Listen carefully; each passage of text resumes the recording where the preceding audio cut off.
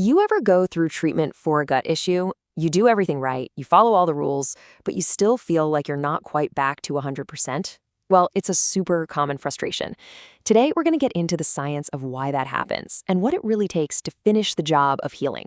So let's just get right to the big question, right? Why is it that even when a treatment is, technically a success, like you got rid of the bad bug or whatever, why do the symptoms, the damage, the inflammation stick around for months or sometimes even years? What are we missing here? Well, the answer really starts with understanding that our gut is basically a constant battlefield.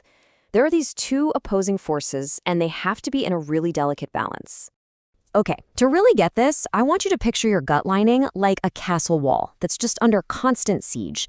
On one side, you've got the aggressive factors. These are the attackers. We're talking stomach acid, certain meds like NSAIDs, and nasty microbes.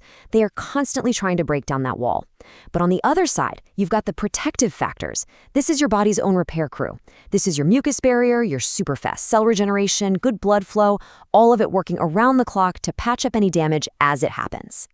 And here is the absolute key point.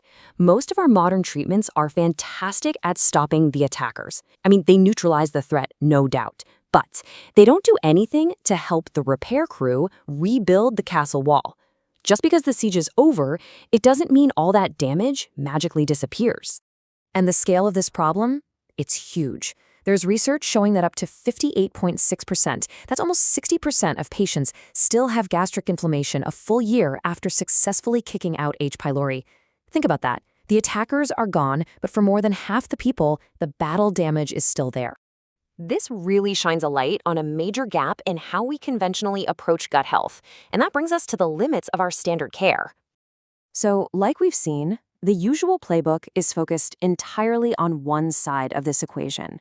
You've got anti-secretory drugs that cut down acid, you've got antibiotics that kill bacteria, and look, they are powerful tools for stopping the assault, but that's where their job pretty much ends.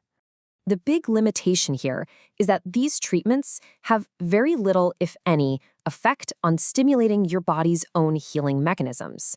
They don't boost your mucus production, they don't speed up cell regeneration, and this becomes especially critical for older folks, whose natural protective factors might already be a bit weaker, leaving them way more vulnerable to all that lingering damage. So, if the standard treatments don't help rebuild, what does? This is where a really key nutrient enters the story.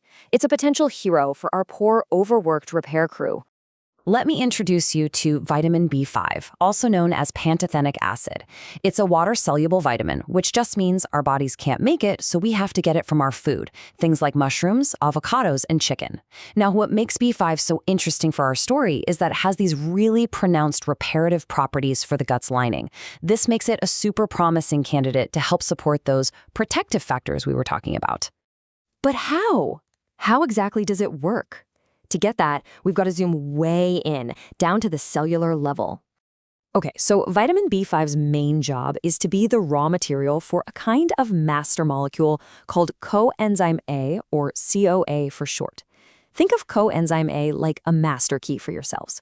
It is absolutely essential for tons of metabolic processes, but its most important role for us, right now, is in energy production. So here's how the production line works. First, you get vitamin B5 from your diet. Your body then turns it into that master molecule, coenzyme A. Now, this CoA is what fuels a little cellular engine called the Krebs cycle. And that cycle, in turn, just turns out ATP, which is pure usable energy for your cells. So to go back to our analogy, if B5 is the crude oil, CoA is the refined gasoline, and ATP is the raw power that finally lets the repair crew get to work rebuilding that castle wall. And the demand for that energy is just staggering. Get this, the human body makes about 40 kilograms, that's nearly 90 pounds of new ATP every single day. That just shows you that healing and repair is an incredibly energy-intensive job. And the research really sums it up perfectly. By acting as a promoter for ATP synthesis for energy production, vitamin B5 directly fuels and increases the body's own natural reparative processes. It's a direct link.